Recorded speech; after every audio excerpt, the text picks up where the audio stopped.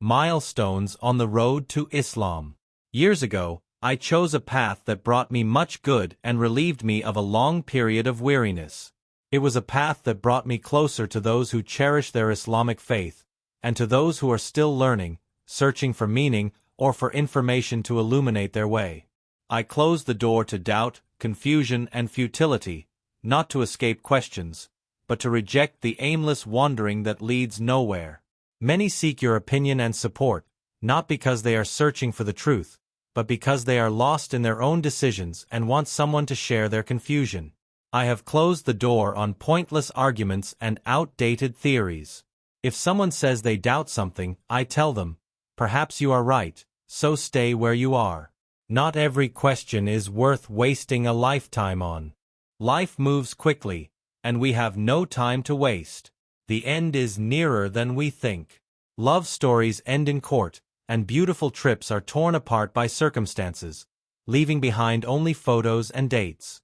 The finest foods and most lavish feasts are emptied within hours.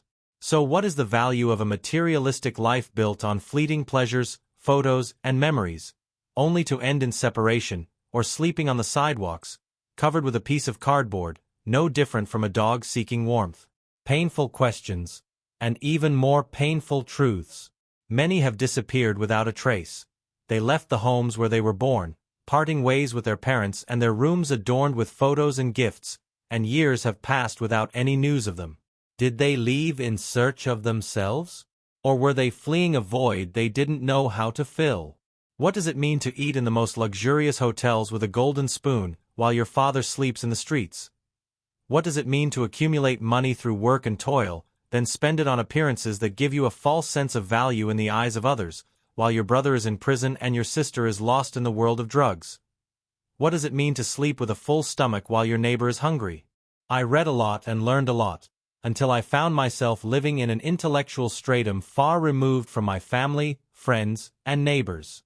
And when I learned about Islam, and when I bowed in prayer and prostration, I realized the true meaning of humility: to know your place in this life, and to realize that you are merely a consumer in a world you did not create, a world that came into being for you, and you never questioned who created it, prepared it, and made it so beautiful and perfect. It is the same force, the same power, that decreed our departure one day through death.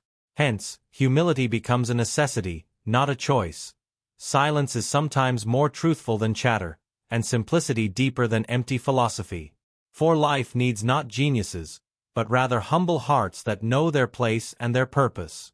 At one point, I decided to run away from the party, a party where there is no place for values, nor for morals, nor for the unknown soldier, nor for the scientist, nor for the one who spent his life in laboratories searching for a cure, nor for the one who guards the borders, nor for the baker whose bread we find every morning on our tables. I left the party for good, because the spotlight was only on the most beautiful, the richest, and the artistic and athletic figures, while there was no place for a single thinker or scientist. These were people whom society had granted a false stardom, and the rest of the people revolved around them, waiting for a photo or an autograph. I asked myself, is this life? Is this the reason for existence? What about me if I leave this world alone? Who will ask about me?